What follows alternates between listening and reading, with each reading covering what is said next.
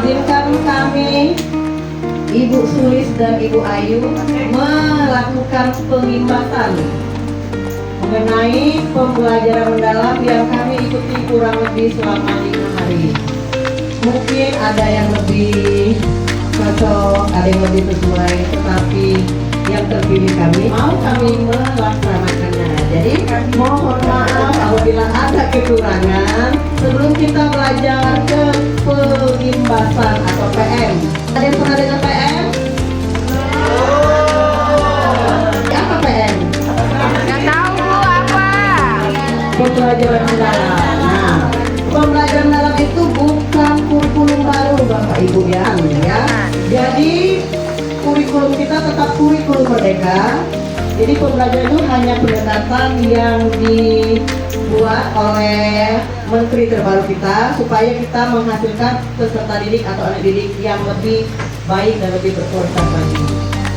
Yang akan saya bicarakan hari ini adalah tentang pola pikir adalah segalanya. Jadi di dalam pola pikir kita itu kita pasti berpikir dulu sebelum melakukan tindakan. Setelah ada tindakan baru kita akan menemukan hasil. Nah, jadi pola pikir itu akan mendikte tindakan yang dilakukan untuk menentukan hasil yang diperoleh. Di dalam pendekatan itu ada yang namanya pola pikir tetap, fixed mindset, ada pola pikir bertumbuh, PPB atau disebut grow mindset. Pola pikir tetap itu PS, pola pikir bertumbuh, jadi disingkat PPT dengan PPD ya. Kalau kita atau semua orang atau guru atau anak murid itu mempunyai pola pikir tetap, challenge itu artinya tantangan. Dia kalau memiliki pola pikir tetap atau PPT, dia akan menghindar. Beda dengan yang PPB tadi, dia akan menerima obstacle, rintangan. Ada pelajaran kalau dikit menyerah, ada bisa bu, nah itu yang menyerah. Tetapi kalau yang memiliki pola pikir bertumbuh, dia akan bertahan, mencoba terus, berusaha, effort ya, semangat ya. Ada yang buang waktu. Nah, tapi kalau yang memiliki pola pikir bertumbuh, peluang katanya punya. Untuk meningkatkan kualitas dari guru. Pola pikir tetap dia akan sebagai serangan. Kalau dia itu merasa dia diserang oleh orang lain. Tapi kalau kita ada informasi kritikan seseorang itu untuk menambah kita atau menambah pengetahuan kita. Berikutnya sukses ya. Sukses orang lain itu dianggapnya sebagai ancaman. Tapi kalau untuk yang pola pikir bertumbuh itu adalah inspirasi untuk meningkatkan kualitas mengajar kita. Berikutnya pola pikir bertumbuh dalam pembelajaran mendalam. Pola pikir bertumbuh dalam pembelajaran mendalam itu ini ada yang namanya 8334. Ada 3 juga prinsip pembelajaran: berkesadaran, bermakna, menggembirakan. Nah ini disingkat BBM. Berikutnya ada 3 lagi, pengalaman belajar. Pengalaman belajar, memahami, mengaplikasi, merefleksi, untuk menghargai keberagaman. Berikutnya dimensi yang ingin ditampilkan di dalam 8 urutan itu adalah kreativitas. Jadi bagaimana siswa itu bisa berkreatif, bisa berpikir secara inovatif untuk mengolah ide pada saat pembelajaran. Penalaran kritis. Nah ini di dalam dimensi penulisan penalaran kritis itu harus dibutuhkan karena yang menjadi center atau pusatnya bukan lagi guru, tetapi ke peserta didik, ke murid. Berikutnya kolaborasi atau kerjasama. Jadi kemandirian berarti ya dia harus siap mandiri, harus bisa mengembangkan ide-idenya sendiri. Berikutnya dimensi kesehatan. Apakah dimensi kesehatan itu?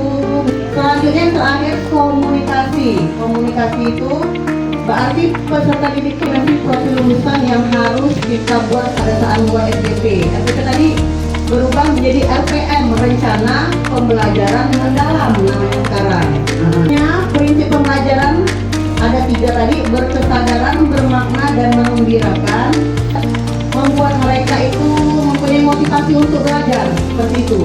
Terakhir menggembirakan. Jadi pembelajaran itu dibuat untuk menggembirakan menggembirakan atau menciptakan suasana yang gembira dan positif, ya, tak memotivasi dan siap menghadapi tantangan. Memahami, mengaplikasi, merefleksi. Setelah dia sadar, jadi dia paham tuh pelajaran itu. Tanamkan kepada mereka, mereka tuh harus punya PPB, pola pikir bertumbuh. Kita sebagai guru harus bisa juga mempunyai banyak inovasi atau trik supaya bisa diaplikasikan. Jadi, seperti itu. Harus ada pemantik untuk di awal, seperti itu. Lalu di akhir juga kita tanyakan apa dari refleksi itu yang pembelajaran dalam sepertinya banyak direfleksi yang beda dengan kurikulum merdeka. Berikutnya kerangka yang keempat adalah kerangka pembelajaran adalah praktik pedagogis, lingkungan pembelajaran, kemitraan pembelajaran dan pemanfaatan digital. Pembelajaran, bagaimana kita menciptakan ruang belajar itu yang kondusif dan mendukung, ya. Itu sudah kemitraan namanya itu. Bertujuannya untuk membentuk karakter dan kompetensi peserta didik melalui progres yang aktif dan reflektif, ya. Berikutnya prinsip-prinsip pembelajaran. Nah, ini kerangka pembelajaran mendalam. Ayo, tangannya semua.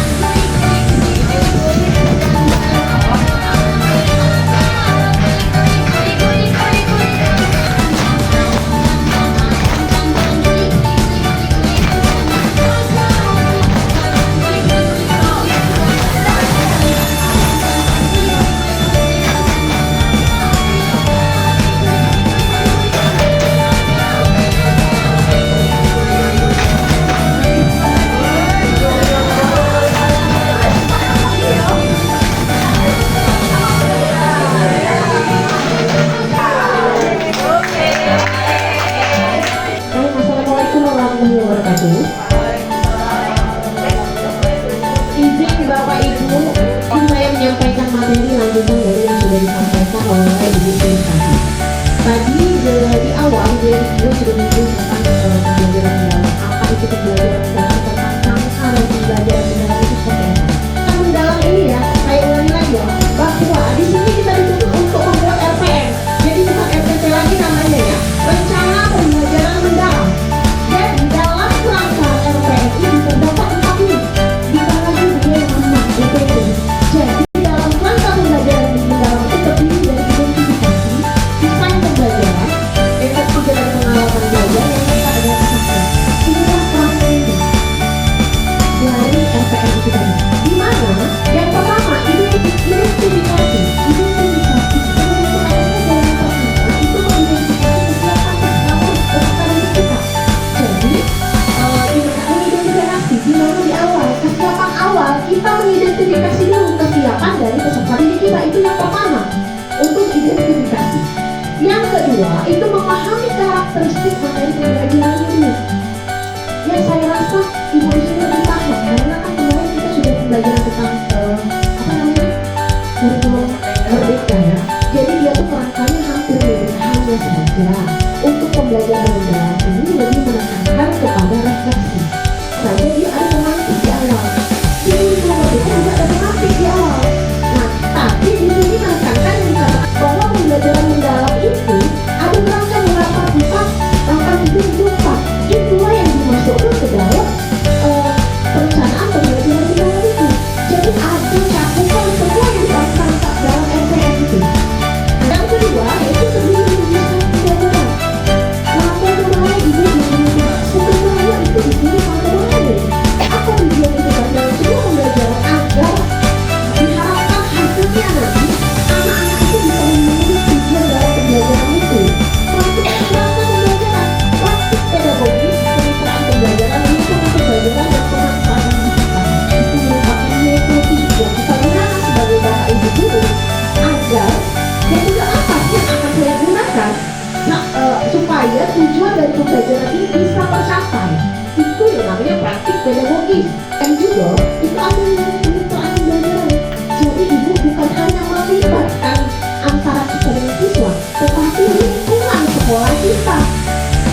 itu namanya kemitraan pembelajaran, tetapi banyak lingkup lainnya di dalamnya itu, sehingga dikatakan pembelajaran yang lanjut pemanfaatan digital gerak, ya, pemanfaatan digital. Makanya ada narasumber kita satu lagi itu saja, harusnya nanti bakal dijelaskan dipaparkan kali ini saja bagaimana cara kita sebagai guru itu bisa berkolaborasi pemanfaatan digital. Menurut saya ini sangat penting. Pengalaman belajar, jangan bingung Bapak Ibu.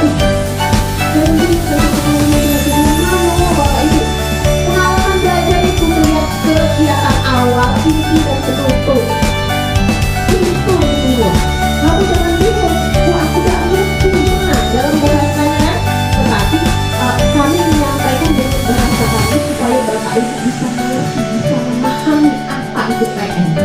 Jadi dalam mendeskripsikan pengalaman belajar, memahami, mengaplikasi dan mereka, saya rasa Bapak Ibu di sini sudah sangat hebat mengaplikasi dan merefleksi. Nah, ini refleksi ini sangat penting Bapak Ibu ya.